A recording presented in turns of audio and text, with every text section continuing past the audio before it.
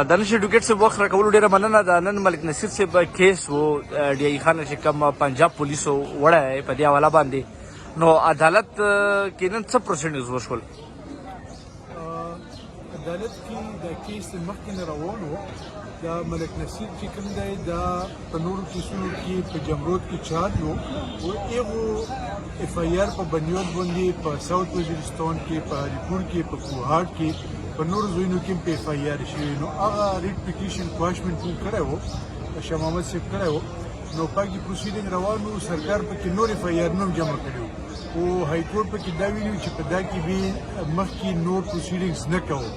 نو لہذا نن هغه په د پوزیشن باندې لګېدلی او موږ پکې یو بل اپلیکیشن ورکړی و چې دا ملک نصیر خان چې کوم دی دا یې د ډیرو جیل نه پنجاب له اټک له وړی بل کیس کې چارج کړی دی.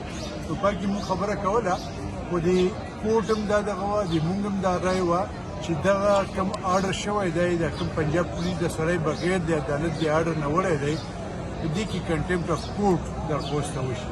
نو هغې دپاره یې موږ له ټایم روکلو، ویل چې که تاسې په خپل ریټ پټیشن کې نور څه خبره کول غواړو یا څه ترمیم کول غواړو نو هم تاسې پکې راغلو. نو فعل پکې نن دپاره دا پروسیډ د انټرم ریلیف یوه خبره شوې وه. د انټرم ریلیف د ملک صاحب ته تر کومه پورې حاصل و؟